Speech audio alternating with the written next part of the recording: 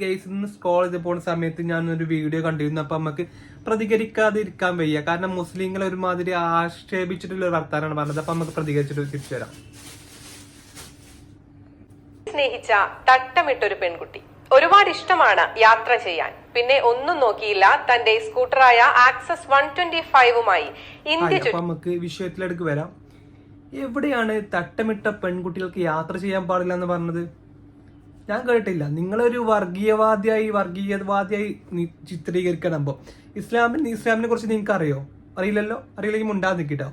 കാരണം ഇസ്ലാമിൽ എവിടെയും യാത്ര ചെയ്യാൻ പാടില്ല എന്ന് പറഞ്ഞിട്ടില്ല. നിങ്ങൾ മുസ്ലിങ്ങൾ ഒരുമാതിരി ആക്ഷേപിച്ചിട്ട് വർത്താനം പറഞ്ഞു. തട്ടമിട്ട പെൺകുട്ടി എന്താ അങ്ങനെ പറയേണ്ട ആവശ്യം എന്താ? നിങ്ങൾക്കൊരു സ്ത്രീ പറഞ്ഞാൽ മതില്ല, അല്ലെങ്കിൽ ഒരു സ്ത്രീ ഒരു വനിത എന്ന് പറഞ്ഞാൽ മതില്ല. തട്ടമിട്ട് എടുത്ത് പറയേണ്ട ആവശ്യം തട്ടമിട്ടവർക്ക് എന്താ യാത്ര ചെയ്യാൻ പാടില്ല? അങ്ങനെ ഉണ്ടോ? എവിടെ പറഞ്ഞത് തട്ടമിട്ടവർക്ക് യാത്ര ചെയ്യാൻ പാടില്ല എന്ന്? നിങ്ങൾ എവിടെ നിങ്ങൾ കേട്ടത്? തട്ടമിട്ട പെണ്ണുങ്ങൾക്ക് യാത്ര ചെയ്യാൻ പാടില്ല എന്ന് എവിടെ നിങ്ങൾ കേട്ടത്? ഏത് ഗ്രന്ഥത്തിലാണ് നിങ്ങൾ കേട്ടത്?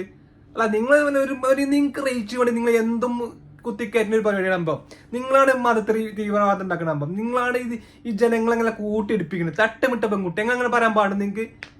നിങ്ങൾ എന്താ പറയാൻ? നിങ്ങൾക്ക് എന്ത് യോഗ്യതയല്ലേ തമ്പം? നിങ്ങൾക്ക് എന്ത് യോഗ്യതയല്ലേ തമ്പം? അങ്ങനെ പറയാൻ എന്താ കാരണം? അങ്ങനെ പറയാൻ പാടുണ്ടാകുമ്പം എവിടെ പറഞ്ഞ തട്ടമിട്ട പെണ്ണുങ്ങൾക്ക് യാത്ര ചെയ്യാൻ പാടില്ല എന്ന് എവിടെയും പറഞ്ഞ കേട്ടിട്ടുണ്ടോ?